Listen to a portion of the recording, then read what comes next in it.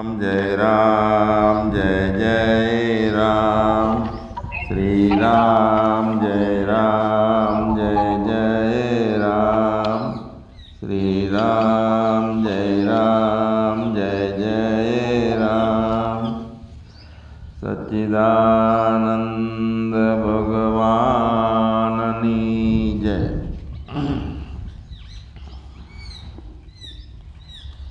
एक भ्रांति कायम माटे एवी आपणामां घूसी गयेली छे के कर्मों आपणे करवा पड़शे नहींतर बगड़शे बधुं।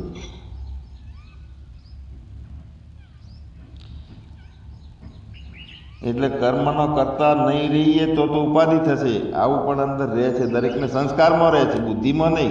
खोपड़ीमां तो ज्ञान सांभळीने एम थाय छे के निष्काम कर्मयोगी थवुं जोईए, पण संस्कारमां एक भाव वणायेलो होय छे कि कर्मनो करता तो आपणे रहेवुं पड़शे। तो एना विषे थोड़ी वातो आपणे लईए।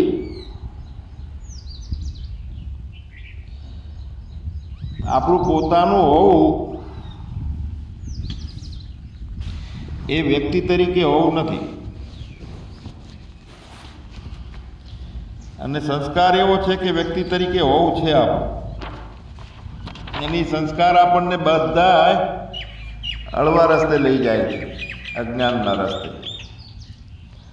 એટલે આ થોડી સૂક્ષ્મ વાતો લઈશ એટલે જેને ઊંઘવાની મોરથી આદત હોય થોડું પાણી છાંટી જોડે રાખે।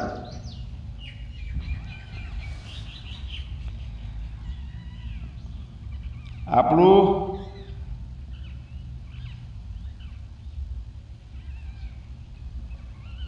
ભૂલી જવાય છે, આપણને આત્માના ભાવને ભૂલી જવાય છે ને કર્તાનો ભાવ સહજ રીતે કાયમ દાખલ થઈ જાય છે। એટલે સહજ કર્મો થાય જાય છે। સહજ કર્મો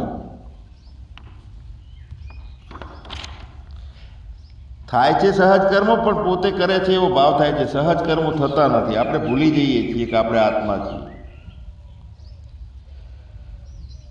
પણ શરીરનું ભાન જે છે ને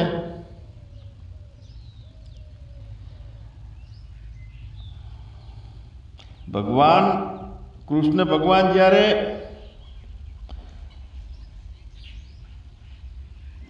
ભણતા અને ગુરુદેવ એમને ભણાવતા ને તો ભણાવતી વખતે એ કૃષ્ણને શોધતા। ગુરુદેવ શરીરનું ભાન ભૂલી જતા અને કૃષ્ણ ભગવાન વિશે વાત કરવા લાગતા। તો ઘણી વખત એવું થાય છે, ઘણા કર્મો એવા થાય છે। બાળક ઊંઘ અવસ્થામાં હોય અને મા એને ખોરાક આપે, 1.5 વર્ષનું બાળક હોય નિંદ્રામાં ખોરાક લે, પણ જાગ્યા પછી એમ કે મને કેમ રાત્રે ખોરાક નહોતો આપ્યો, ધવડાયો નહોતો। તો કર્મ તો થયું જ ને રાત્રે ઊંઘમાં પણ।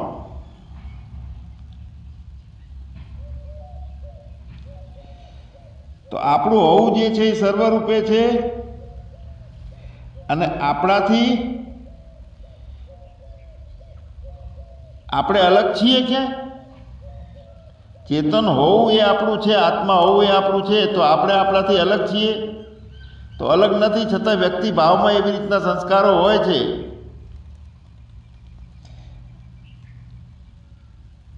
એટલે કર્મો બધા થાય છે એ બેભાનમાં થઈ જાય છે। શરીર આત્માથી નોખો નથી,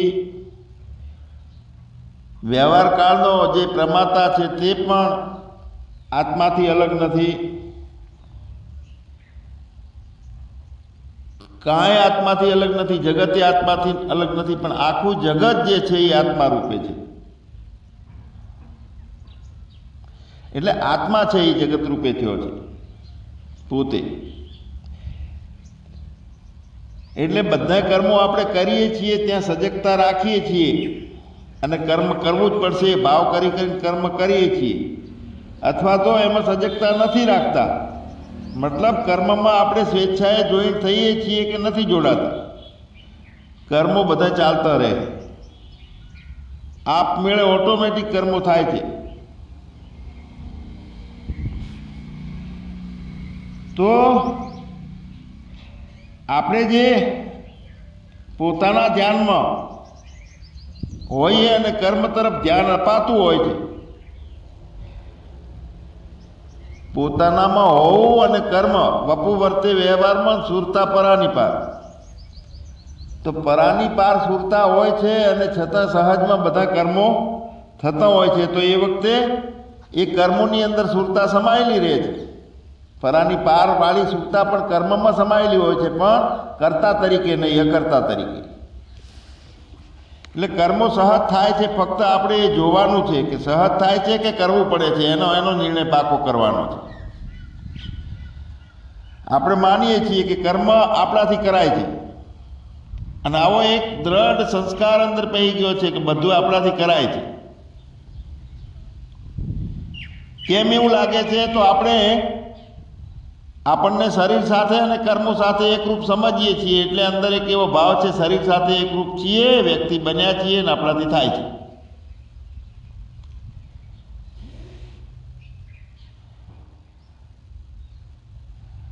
પણ શરીર સાથે થતી ક્રિયાઓ બધી જ્ઞાનેન્દ્રિયોથી, એના નિર્ણયો કર્મેન્દ્રથી, બધી ક્રિયાઓ થાય છે કર્મેન્દ્રિયોથી.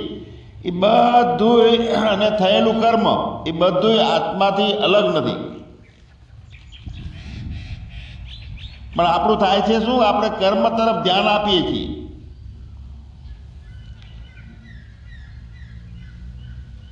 તો કર્મ તરફ આપણે ધ્યાન આપીએ કે ના આપીએ એનું કોઈ મહત્વ નથી. આપણે હમણાં વર્ષાબેન વાસીદું વાળતા હતા, મેં પૂછ્યું કે તમે વાળો છો કે થાય છે? એટલે કે થાય છે વાસીદું વાળવા.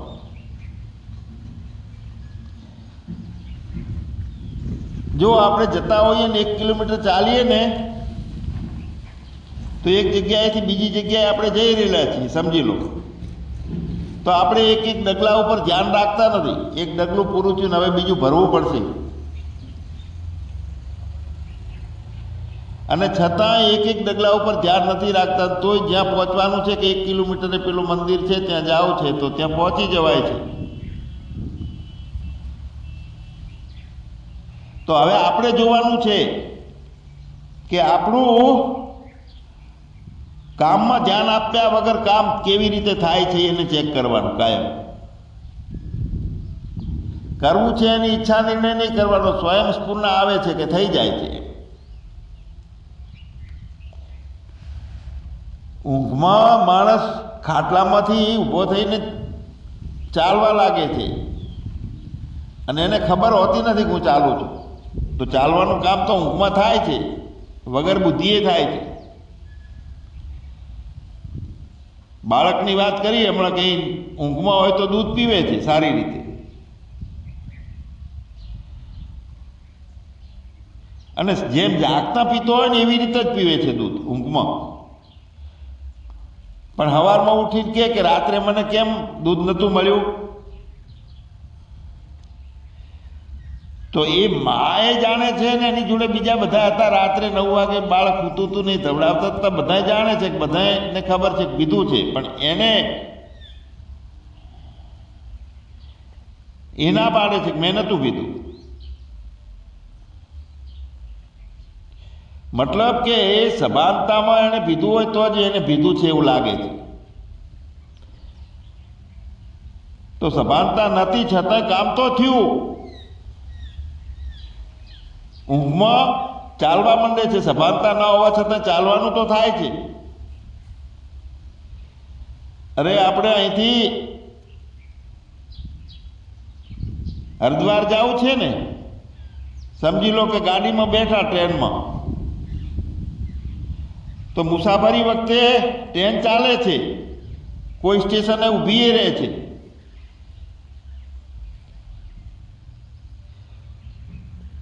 કે પછી કોઈ સ્ટેશને એનો ડબ્બો બદલાતો હોય છે, એ ટ્રેનને અહીંયાથી લઈ જાય ને બીજું લાઈન નાખતા હોય મશીન.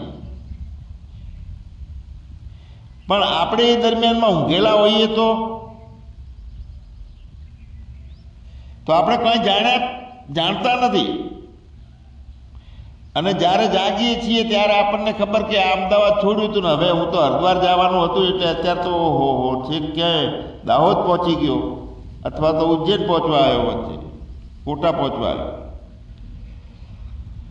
એટલે ઊંઘ હતી, કંઈ જાણ્યું નહીં, પણ જાગ્યા પછી બીજી જગ્યાએ આપણને જોઈએ છીએ.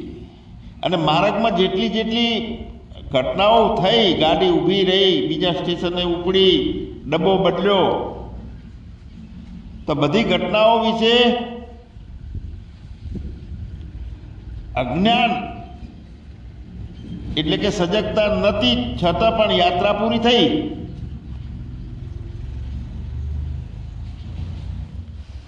તો આપણું જે છે એ બધું આવું છે. આપણે શરીરમાં સૂતા છીએ,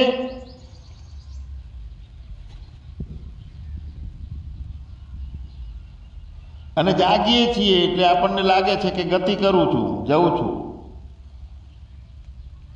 બધા અનુભવો ચાલુ થાય છે જાગ્રતના કારણે. હવે ઊંઘવું અને જાગવું એક અલગ વાત છે, પણ સમાધિ જે છે, વચ્ચે આપણે ધ્યાન લગાવીએ ઘરે અને એ વખતે કામો બધા ખસી જાય છે, કલાકે બંધ થઈ જાય છે કે 2 કલાક થયા, 5 કલાક થયા. જેમ 5 મિનિટના સપનામાં આખો બે ભાવ આવી જાય છે, એમાં અનુભવમાં દેશકાળ વગરની ભૂમિકા થાય છે સમાધિમાં. તો સમાધિમાં શું છે? આપણું આત્મા તરીકે આત્મામાં રોકાવું છે. કેમ એ કહેવું પડે છે? તો જાગ્રત, સ્વપ્ન અને સુષુપ્તિ છે એની અંદર હું કરતા હતો, એના બદલે હું અત્યારે મને ફૂલ સ્ટોપ કરી દીધો, હું રોકાઈ ગયો છું. હું કાંઈ કરતા નથી, ભોગતા નથી, મારામાં કાંઈ છે જ નહીં. આપણે આ પ્રવચન સાંભળતા સમાધિની અવસ્થાનો અનુભવ કરીએ છીએ કે એ વખતે જગત પહેતું નથી અને નિધિ ધ્યાસનની જેમ પોતાનો અનુભવ પોતે કરતો હોય છે, શબ્દોને છૂટી જાય છે શબ્દો પર. તો ભગવાન જાગ્રત અવસ્થા છે, સુષુપ્તિ છે, સ્વપ્ન છે, બધા એમાં કર્મો વિશે સુષુપ્તિમાં અભાનતા છે, જાગ્રત અને સ્વપ્નમાં થોડુંક એ સભાનતા છે. કારણ કે સ્વપ્ન વખતે સ્વપ્નનો પ્રમાતા છે એ સભાન હોય છે, જાગ્રત વખતે જાગ્રતનો પ્રમાતા સભાન હોય છે. જાગ્રતનો પ્રમાતા છે વિશ્વ, સ્વપ્નનો છે તેજસ, અને ગાઢ નિંદ્રા વખતે સુષુપ્તિનો પ્રમાતા પ્રાજ્ઞ. એ આજ પ્રાજ્ઞ વિશે પણ વાતો લઈશું. હવે અહીંયા વાત એ છે કે ચાલતા હોવા છતાં આપણે ચાલતા નથી એવી એક અવસ્થા, નિંદ્રા જેવી. જ્યારે પોતાનામાં સજગતાથી રહીએ ને ત્યારે બધું કાંઈ કરતા નથી એવું લાગે. બુદ્ધિની અંદર કાયમ માટે આપણે કર્મ વગરના છીએ, કર્મ કરતા જ નથી, નિષ્ક્રિય બુદ્ધિ છે એવું જ લાગે. સતત પોતાનું હોવું એવું જ દશા બને.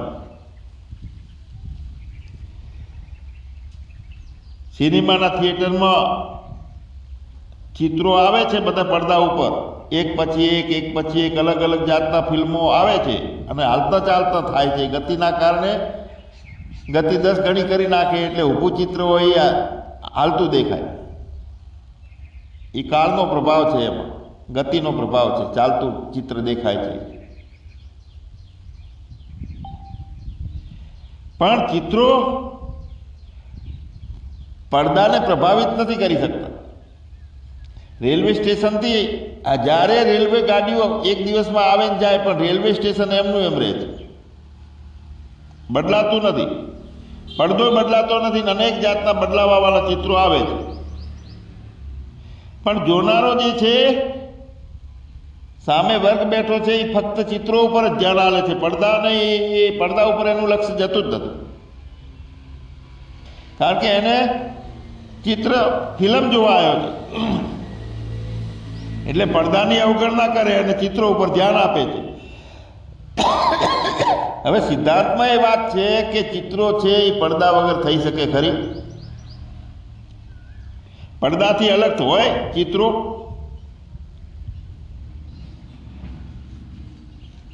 છતાં પડદો છે, એનું અસ્તિત્વ છે, તો એની ગણના નથી આપણામાં થતી. ઊંઘવાનું બંધ કરો, પાણી લેજો.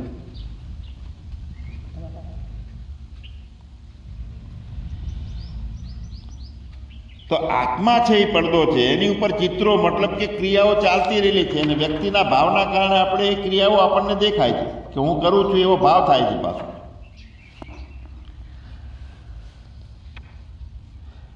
એ રીતે આખા જગતનું એવું છે, કર્મોનું જોવું એવું જ નથી, આખા કલ્પના માત્ર છે આખું જગત, છતાં આપણે જાણીએ છીએ અને જ્ઞાનમાં એક ભાવે થઈ ગયો છે કે આ કલ્પના માત્ર છે, છતાં બીજા દાડે તો પાછું દેખાય છે ને, એનાય દાડે દેખાય છે. જગતની પ્રતીતિ તો દેખાય જ છે.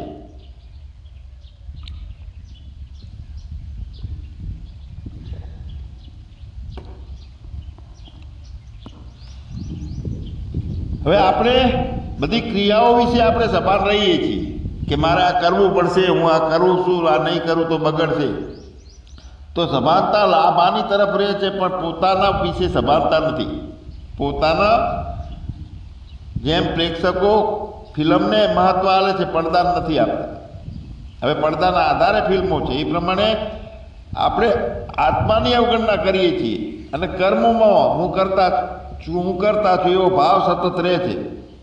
વાસ્તવિકતામાં જે કંઈ ક્રિયાઓ છે કે આપણો વ્યક્તિ ભાવ છે કે કર્મો થાય છે કે ઇન્દ્રિયો દોડે છે, એ કાંઈ આપણાથી અલગ નથી, પણ આપણને એકલું પેલું અલગ દેખાય છે અને આપણે આપણને દેખાતા નથી. એટલે દેખને વાલે કો દેખ. વીજળીના બલ્બમાં પ્રકાશ કરી રહેલો છે, રોશની ચાલુ છે, બલ્બ છે એ ઓળઘોળ થઈ ગયો છે, અભિમાન કરી લે છે કે હું પ્રકાશું છું, મારા કારણે બધું દેખાય છે. તો એ ગોળાને એમ કહેવાય કે તું જો તું જોવાવાળાને જો, એટલે કે તું તારી સત્તાની, તારી પાછળ કઈ સત્તા છે એને તું જો, જેના કારણે રોશની બની છે. તું તો વચ્ચે ખાલી એક આરોપ છે. આ વીજળી અને રોશની બંને અભિન્ન છે, નોખા નથી. સત્તા વીજળીની છે, એ સતત દેખાય અને રોશનીમાં રહેવાય. એ વીજળી જ રોશની બની છે, પણ ગોળો વચ્ચે અભિમાન કરે છે કે હું કરું છું.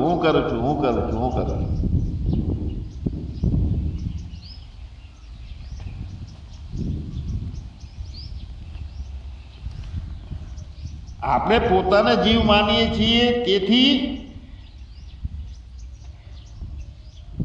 આપણો કોઈક સંચાલક છે એટલે ઈશ્વર માનવો પડ્યો. જીવાત્મા છે ને, જીવાત્માનું સંચાલન ઈશ્વર કરે છે. એટલે કે જીવોના સંચાલક તરીકે જીવ એવું માને છે કે મારા હૃદયમાં ઈશ્વર રહેલો છે અને એ સંચાલન કરે છે. હકીકતમાં જીવો કોઈ નથી ને એમનો સંચાલક એ નથી. આત્મામાં બધાનો સમાવેશ છે, અને આત્મામાંથી જ નવી ઉપાધિવાળો નવો ઊભો થયો છે. ઈશ્વરે એ છે ઉપાધિના કારણે, ને જીવે ઉપાધિના કારણે છે. એક પડદાની અંદર બે ફિલ્મો ચાલે, એક ઈશ્વરની ને એક જીવાત્માની, નોખી. પડદો કોણ છે? પોતે આત્મા. તો પડદો એ છે, તો ચિત્રો એ છે, જોનારા એ છે. એની અંદર જે કલાકારો હોય છે ને, એ આત્મા છે, એનો સંચાલક છે એ આત્મા છે, પ્રકાશ છે, અને બીજું જે કાંઈ છે તે બધું જ એ છે. પણ આપણી ભૂલ એ છે કે આપણે દેહને વચ્ચે માની લઈએ છીએ, અને દેહ માની લેવાની જે ભૂલ અને ભ્રાંતિ છે, એની સમજ છે, એનો સંસ્કાર છે.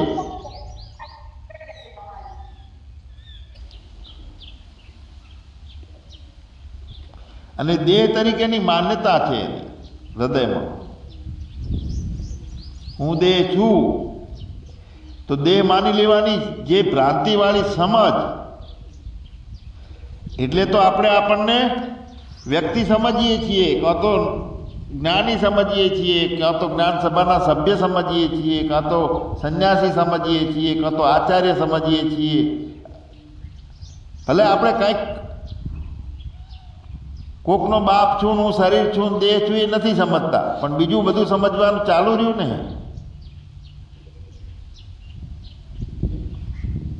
વ્યક્તિ ભાવ સતત ચાલુ રહે છે, વ્યક્તિ ભાવ સતત ચાલુ રહે છે.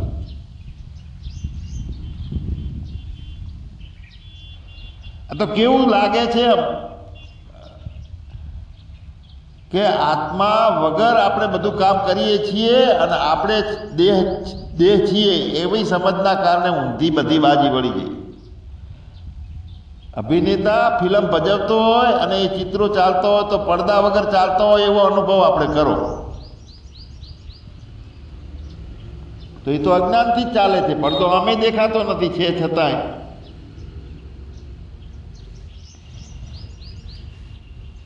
હવે આ જીવાત્મા છે એ પોતે પડદા વગર જે અભિનેતા છે એ દ્રશ્ય ભજવવાની ઈચ્છા કરે છે પડદા વગર, અને પ્રેક્ષકો પડદા વગર જોવાની ઈચ્છા અંદર રહેલી છે પ્રેક્ષકો. એ રીતે પોતાનાથી અલગ, આત્માથી અલગ માન્યો અને મનુષ્યની સ્થિતિ ઊભી થઈ, વ્યક્તિની સ્થિતિ ઊભી થઈ આપણી. અને એ સ્થિતિમાં કામો થાય છે એટલે ભાવો આવી જાય છે, ફરી કરતા ભાવો આવી જાય અને કર્મ થાય છે. અને કર્મ સારું થયું, કર્મ ખરાબ થયું, આ બધા ભાવો આપણને જણાય છે.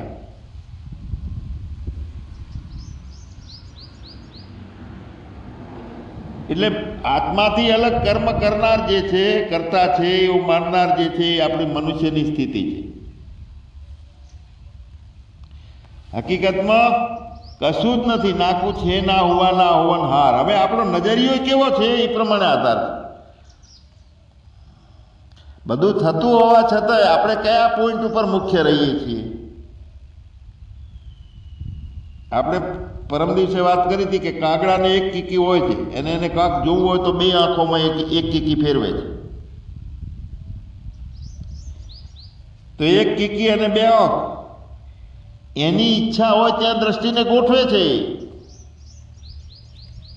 તો આપણી સામે વ્યવહાર લાગતો હોય અને હું છું બે લાગતા હોય તો આપણે આપણને આપણી દ્રષ્ટિ પ્રમાણે ગોઠવવાના છે, પણ પોતાનું હોવું એક રહે છે. હાથીને એક સૂંઢ હોય એનાથી પાણી લે, શ્વાસે પીવે, બે ક્રિયાઓ કરે. અને હાપ એને આંખથી જોવાનું ને સાંભળવાનું બે કામ કરે આંખ. તો આપણા દ્રષ્ટિ ઉપર, નજરિયા ઉપર આપણે એના કર્મ અને એની અવસ્થાઓ આપણી હોય છે. જાગ્રતમાં સુષુપ્તિ પણ હોઈ શકે. કઈ નજરિયો છે આપણો જાગવાનો, જાગ્રતમાં કામ કરવાનો, અને સુષુપ્તિમાં જાગ્રત પણ હોય છે. સ્વપ્નમાં સુષુપ્તિ કે સ્વપ્ન જાગ્રત બધું જે છે એ બધું એક હરખું છે એમાં. એટલે ઊંઘવાનું જે છે એને બરોબર સમજવામાં આવે ને એમાંથી કયો કરતા કેવી રીતનો કર્મ કરે છે એનો નજરિયો ગોઠવામાં આવે તો બહુ મજા આવી જાય. પહેલાં તો ઊંઘવું જે છે, ઊંઘવાની જે એ વખતની સ્થિતિ જે છે એ શું છે? નિંદ્રાની સ્થિતિ. એ ત્યાં અજ્ઞાન નથી, જ્ઞાને નથી ઊંઘમાં. કેમ કે અજ્ઞાનને જ્ઞાન કરનારો અહંકાર હતો ને એ ઊંઘી ગયો છે. તો નિંદ્રા એ અજ્ઞાન નથી, પણ અજ્ઞાન ઊભું કરનારો, જ્ઞાનને જાણનારો એ વખતે ઊંઘી ગયેલો હોય છે. તો નિંદ્રા એ અજ્ઞાન નથી, પણ શું થયું? જાગ્યા પછી એના નજરિયા પ્રમાણે, એના સંસ્કાર પ્રમાણે ગોઠવે છે કે હું કોણ છું, હું કેવો છું, કે હું નથી, મેરે અપના સિવાય કુછ નહીં, બધું એ ગોઠવે. કારણ કે ઊંઘમાં તો એ કશું જ જાગ્રતની જેમ કંઈ થઈ શકતું નથી. એટલે ઊંઘવાનું જે છે અવસ્થા છે એ શુદ્ધ અવસ્થા છે વાસ્તવિક. અને જાગ્રતમાં બધા જેટલા જ્ઞાનો થાય છે તો હકીકતમાં જાગ્રતમાં અજ્ઞાન સિવાય બીજું કાંઈ જ નથી. જાગ્રત છે એ જ્ઞાન નથી, અજ્ઞાન જ છે. પણ પૂર્ણ મસ્તીની ઊંઘ છે ને એમાં પૂર્ણ ચેતના છે, અને યથાર્થ છે એ ચેતના રહેલી છે એમાં. અને જાગ્રતમાં પૂર્ણ અજ્ઞાન છે. વ્યક્તિભાવ દાખલ થયો એનો મતલબ કે તે બધું પૂર્ણ અજ્ઞાન. એમ અજ્ઞાન એટલે હું ક્રોધી છું ને એ વાત નથી. આ કરતા છું, મનુષ્યત્વ છે, વ્યક્તિત્વ છે, એ અજ્ઞાન. જાગ્રતમાં પૂર્ણ અજ્ઞાન છે, નિંદ્રામાં પૂર્ણ ચેતના છે, સારી શુદ્ધ અવસ્થા છે. હવે આપણું સ્વરૂપ છે એ બંનેને થી પર છે, અને બંનેને પોતાની અંદર આવરી લે છે. બંનેથી પર છે. એટલે આપણું હોવું જે છે જ્ઞાન અજ્ઞાનથી પર છે. પણ થાય છે શું કે ઊંઘવાનું એક અવસ્થા, સ્વપ્નની અવસ્થા અને જાગ્રતની અવસ્થા. એક રેલવે સ્ટેશન ઉપર 3 ગાડીઓ રોજની આવે. એક સવારમાં આવે, એક બપોરે આવે ને એક સાંજે આવતી હોય. 3 ટાઈમ થયા, 3 ટાઈમે ગાડીઓ આવે છે. એમાં એક જ આત્માના રેલવે સ્ટેશન ઉપર 3 નિંદ્રા, સ્વપ્ન અને જાગ્રતની અવસ્થાઓ આવે છે, એની વૃત્તિઓ આવે છે. વૃત્તિઓ છે, અવસ્થાઓ.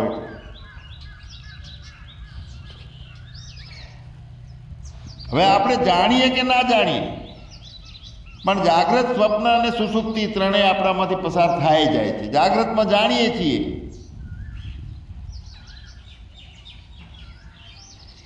ગાઢ નિંદ્રામાં જાણતા નથી 3 અવસ્થાઓ.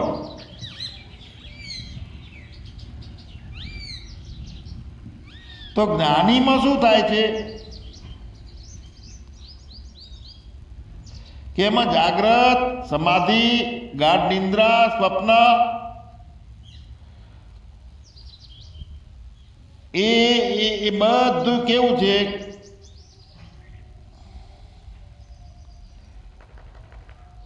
કે આપણે ઊંઘી ગયા હોય, રેલવે ગાડી ચાલુ હોય. હવે રેલવેમાં ડ્રાઈવર છે એ ગાડીને ઊભી રાખીને પાન ખાવા જતો હોય, ચા પીવા જતો હોય. એ રેલવેનો સમય પસાર થતો હોય કે રેલવેની ગતિ ચાલુ હોય, કોઈ જગ્યાએ સ્થિર ઊભી રહેલી હોય. તો આ બધા જે પ્રશ્નો છે એ વ્યક્તિ ભાવનો એક નજરિયો છે, એ પ્રમાણે થાય છે આપણને બધા જાગ્રતમાં. જાકી રહી ભાવના જેસી પ્રભુ મુહૂર્ત દેખી ચિંતેસી. પોતાનું દ્રષ્ટિબિંદુ વ્યક્તિભાવનું છે, અને પોતે વ્યક્તિભાવનો સંસ્કાર ઠોસ ભરેલો છે. એના આધારે વ્યક્તિભાવ અને કંઈક છું, કંઈક મેળવ્યું છે, કંઈક હજુ જ્ઞાન મેળવવાનું બાકી છે, હમણાં આ જ્ઞાનમાં મને બહુ ફાયદો થઈ ગયો, આ નોખા સર્ગો થાય છે. મતલબ એ છે કે આત્મા કાંઈ ઉત્પન્ન કરી શકતો નથી, વ્યક્તિ આ બધું ઉત્પન્ન કરી શકે છે. બધા અનુભવો, જેટલા પ્રકારના અનુભવો છે એટલા. તો અનુભવ કરનાર કોણ છે? જેને પ્રશ્નો છે એ પૂછનાર કોણ છે? જેને કાંઈક મેળવવું છે એ મેળવનાર કોણ છે? તો એ કહેવાય છે કે ભાઈ હવે એ હું કરું છું, પણ મારે તો આત્માને જાણવો છે. મેં આત્મ સાક્ષાત્કાર નથી કર્યો, એટલે માટે કરીને મારે આ પ્રશ્ન છે આ બધા. તો એ જે છે ને એ આપણામાં વિઘ્ન ઊભું કર્યું છે. એણે એક માન્યતા એ કે મેં મારામાં આત્મ સાક્ષાત્કાર હજુ મને થયો નથી, મેં કર્યો નથી, હજી મને રામકૃષ્ણ પરમહંસ જેવી અવસ્થા મારી કેમ આવી નથી. તો એ આપણા માર્ગમાં મોટું વિઘ્ન છે, અજ્ઞાન છે. હજી આત્મ સાક્ષાત્કાર કરવાનો બાકી છે ને એ મોટું અજ્ઞાન છે.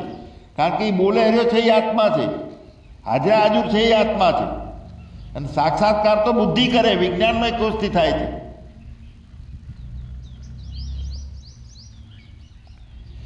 એ ખ્યાલ જે છે ને આપણો મુખ્ય સાક્ષાત્કાર કરવાનો બાકી છે ને હજુ અમે અધૂરા છીએ, એ ખ્યાલને છોડી દેવાનો છે, એ માન્યતાને કાઢી નાખવાની.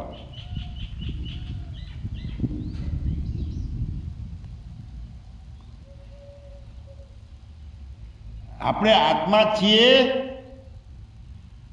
અને પાસે સંસ્કાર એવો છે કે આત્માથી અલગ છીએ એવો સંસ્કાર બની ગયેલો છે. એટલે હસવું આવે એવી વાત છે.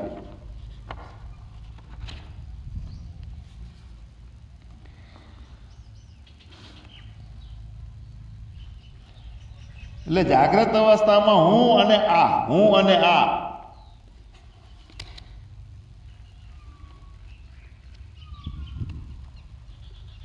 આ બંને રૂપો પ્રગટ થાય છે.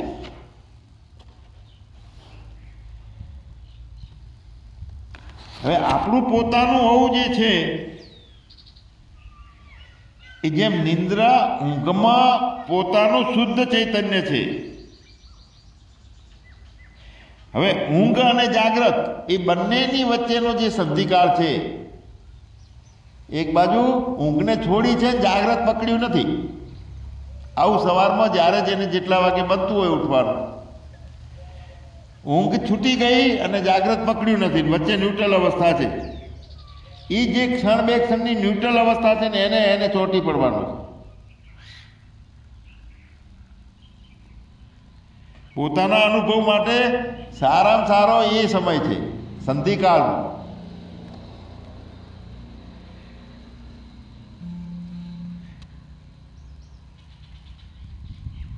કેમ કે આત્મા નિંદ્રામાં શુદ્ધ ચૈતન્ય છે અને જાગ્રતની અવસ્થા થઈ છે, નિંદ્રા છૂટી જાય છે, પણ અવસ્થા હજુ આવી નથી. પોતે જાગ્યા પહેલા અને ઊંઘ છૂટ્યા પછી વચ્ચેનો જે સંધિકાળ છે કે જ્યાં આ નથી, એકલો હું છે.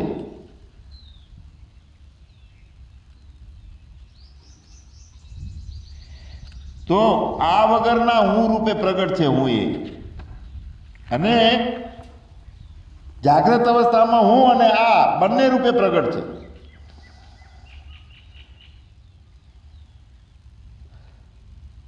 નિંદ્રામાં હું એ નથી ને આ એ નથી, એટલે નિંદ્રાની અવસ્થા કહેવાય. હવે નિંદ્રા છૂટી, જાગ્રત પકડ્યું નહીં અને બંને વચ્ચેનો સંધિકાળ છે, તો ત્યાં આ વગરના હું રૂપે પ્રગટ છે હું. અપ્રગટ હું નહીં તો આત્મા નથી એવું થાય. આ સાથેનો પ્રગટ હું છે તો અજ્ઞાન સાથેનો હું છે. આપણામાં વ્યક્તિપણાના ભાવો જે છે, સંસ્કાર જે છે એ પ્રમાણે વર્તાય છે, તો ફક્ત હું છું એનાથી જ થાય છે. અને પછી બધું આ ઊભું થાય છે. હું છું એના સંસ્કારથી આ ઊભું થાય છે. અહમ વિચારથી શરૂઆત થાય છે, એટલે હુંના સાધનથી થાય છે. એટલે જે સંધિકાળ જે છે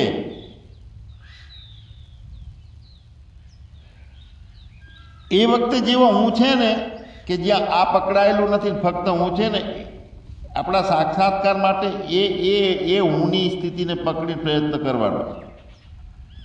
નહીતર શું થાય કે સુષુપ્તિના અનુભવનું કોઈ મહત્વ નથી આપણું, અને જાગૃતના અહંકાર આપણને અજ્ઞાનમાં લઈ જાય. પણ વચ્ચેનો જે કાળ છે એના હુંને અનુભવવાનો છે. તો અધિષ્ઠાનની ભાળ મળે, ખબર પડે કે આની સત્તા કોણ છે. અને છેક એ અનુભવ કરેલી ચેતના, એવા હુંની અનુભવ કરેલી ચેતના છેક આપણને લક્ષ સુધી લઈ જાય. કેમ કે નિંદ્રા છે એ અજ્ઞાન, આમ કહેવાય છે, આખી અવસ્થા અજ્ઞાનની કહેવાય છે. એમાં આ એ નથી ને હું એ નથી રહેતો, પણ સત્તા રહે છે તો એ સત્તાની ખબર નથી પડતી. ખબર પડે છે અને સત્તા છે, સંધિકાળનો હું. તો નિંદ્રામાં અજ્ઞાન કેમ કીધું? નિંદ્રા વખતની પરિસ્થિતિને તો એ જાગ્રતની જે મિથ્યા જ્ઞાનની અપેક્ષાએ કીધું છે કે શુદ્ધ અવસ્થા છે. હકીકતમાં જાગ્રત અવસ્થા અજ્ઞાન છે અને સુષુપ્તિ અવસ્થા એ પ્રજ્ઞાન છે. એટલે પ્રાજ્ઞની વાત કરી, વચ્ચે આપણે વાત કરી કે સુષુપ્તિનો પ્રમાતા છે તે પ્રાજ્ઞ કેમ કહેવાનો. તો સુષુપ્તિની અવસ્થા છે એ પ્રજ્ઞાન છે. તો એ પ્રજ્ઞાન ઘન, પ્રજ્ઞાનને બ્રહ્મ કીધો છે અને એ સનાતન છે બ્રહ્મ. પણ સુષુપ્તિનો પ્રમાતા છે, અભિમાની છે, તે પ્રાજ્ઞ છે. અને એ ત્રણેય અવસ્થાઓમાં જે છે એ પ્રમાણે પ્રજ્ઞાન રહે. આ વગરનો હું એવું ત્રણેય અવસ્થામાં રહે એનો આપણે ખાસ ખ્યાલ રાખવાનો છે, એનું મહત્વ છે. અને જ્યારે પ્રજ્ઞાન છે એટલે કે આ વગરનો હું, કે જેમાં ના કુછ હે ના હુઆ ના હોવનહાર, હવે એ સ્થિતિની ઘનતા થાય, લાડવો બની જાય એવી બુદ્ધિનો, વિજ્ઞાનનો કોષનો. જ્ઞાન અને વિજ્ઞાન એ બંને એક સાથે એક જ સ્થિતિમાં અનુભવો અને કામો કરે છે. જાગ્રતનું છે એને વિજ્ઞાન કીધું છે, કેમ કે એમાં બુદ્ધિ છે. વિજ્ઞાન એટલે વિપરીત જ્ઞાન, અજ્ઞાન છે. અને વ્યક્તિના ભાવ સાથે એ કાયમ રહે છે. વિશેષ થયેલું જ્ઞાન વિપરીત જ્ઞાન છે, એ વ્યક્તિ ભાવમાં કાયમ રહે છે. હવે જે એ વ્યક્તિ ભાવ સાથે કાયમ રહેનારું જ્ઞાન છે એમાં વ્યક્તિને ખસેડી લેવામાં આવે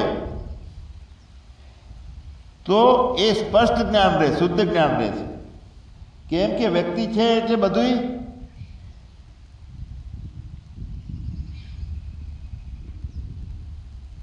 હવે વ્યક્તિ નથી ને ફક્ત પડદો જ રહે, સિનેમા રહે જ નહીં. તો એને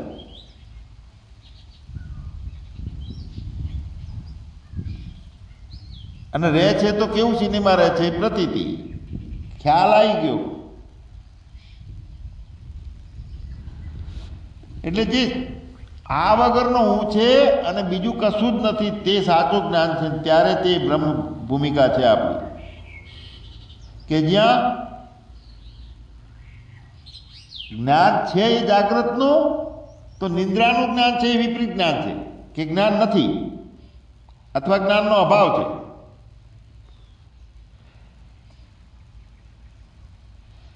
પણ જેવું નિંદ્રાની અંદર કશું જ નથી હોતું એવું શુદ્ધ હું માત્ર, કે જ્યાં આ વગરનો હું છે અને પ્રજ્ઞાનંદ એટલે સુષુપ્તિ જેવો.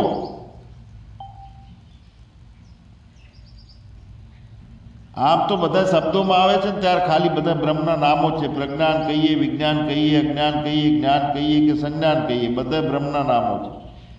ફક્ત જ્ઞાનરૂપ હોવાથી એનો અનુભવ સી રીતે થાય? તો અનુભવ હંમેશા બુદ્ધિથી જ થાય છે. અને આત્મામાં બુદ્ધિ છે નહીં તો એનો અનુભવ કેવી રીતે થાય? ફક્ત જ્ઞાનરૂપ સત્તા છે, એ અનુભવ કેવી રીતે થાય? તો એ પ્રજ્ઞાન ઘનનો જે અનુભવ છે ને, સુષુપ્તિમાં આ નહોતું અને હું હતો, અને જાગ્રતમાં અજ્ઞાન નથી, અને જે અનુભવ રહે છે એવો કે જ્યાં ના કાંઈ છે નથી, કાંઈ થયું નથી, થવાનું. તો પોતાનું હોવાનું શું છે?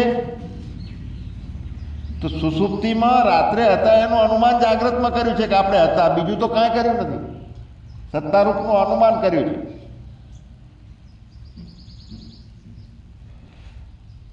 તો અનુમાન એટલે શ્રદ્ધા કરી પોતાના ઉપર, અને સંધિકાળનો જે શુદ્ધ હું છે આ વગરનો હું, એને વળગી રહેવાનો. કેમ કે જાગ્રત અવસ્થાનો હું છે એ અશુદ્ધ છે, એમાં આવી જાય છે. અને આપણા બ્રહ્મ ભૂમિકામાં વ્યક્તિ સાથેનો હુંનો જે અનુભવ છે તે કોઈ ઉપયોગનો નથી. વૈરાગે અહંકાર સાથેનો હોય તો કોઈ ઉપયોગનો નથી. જ્ઞાને અહંકાર સાથેનો હોય કોઈ ઉપયોગનો નથી. અહંકાર એટલે હું વ્યક્તિ છું એ ભાવ.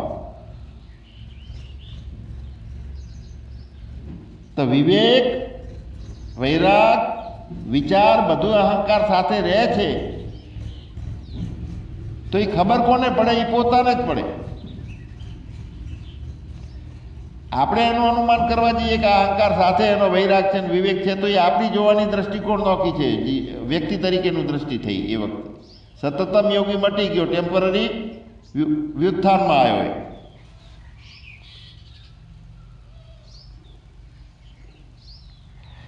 તો એ શુદ્ધ અહમને કેવી રીતે અનુભવવો જોઈએ? તો એ સતત બુદ્ધિમાં પ્રકાશી રહેલો છે. બુદ્ધિ અનુભવ કરે છે અને વિજ્ઞાનમય કોષ છે બુદ્ધિ. તો વિજ્ઞાનમય કોષમાં નિરંતર પ્રકાશ કરે છે. અને આ વાત દરેક જ્ઞાનીના અનુભવની છે, અને શાસ્ત્રોએ એને કે છે વિવેક ચૂડામણી, વિચાર સાગર, પંચદશીમાં બધે આ વાત છે કે વિજ્ઞાનમય કોષમાં નિરંતર પ્રકાશી રહેલો છે. અને એક વિચાર બંધ થયો, બીજો વિચાર ચાલુ થયો, તો મતલબ કે બે ક્રમમાં આવતા જેટલા સંકલ્પો વચ્ચેનો જે મધ્ય છે ત્યાં તે આ વગરનો શુદ્ધ હું છે. હવે એ આ વગરનો શુદ્ધ હું સતતમ રહે તો જાગ્રતમાં પણ આ છે તે હું રૂપે થઈ જાય. આ વગરનો શુદ્ધ હું સતત છે ને એના સિવાય બીજું કાંઈ નથી, એવી એક દશા, એવી ભાવ બની ગયો પોતાનો કાયમ માટેનો, ત્યારે જ્યાં જોઉં ત્યાં હું, બીજું કાંઈ નથી. સર્વરૂપા અને સદા અલેપા. એટલે આપણે જે બુદ્ધિની ચિત્તવૃત્તિઓનો લાડવો થઈ ગયો છે, જેને પ્રજ્ઞાનમ ઘન કહેવાય છે, એને લક્ષ્ય બનાવી અને ચોખ્ખા આ વગરના હુંને વળગી રહેવાનું છે. અને એમાં શું હોય છે? તો આ પ્રયત્ન હોય છે, એમાં વૃત્તિ હાજર હોય છે. અને એ વૃત્તિ મટી ગયેલી વૃત્તિ તરીકે એનું કામ કરતી હોય છે. શૂન્યની પણ વૃત્તિ છે, મૌનની પણ વૃત્તિ છે, શાંતિની એ વૃત્તિ છે, કંઈક કર્મ થાય છે અને કર્તાની એ વૃત્તિ છે, અને અકર્તાની એ વૃત્તિ છે.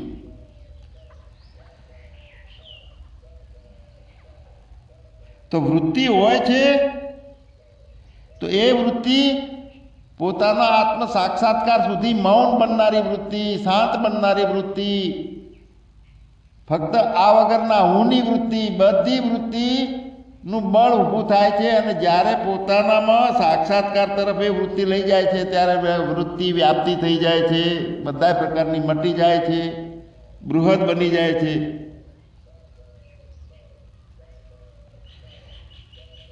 એટલે શુદ્ધ પોતાનું હોવું છે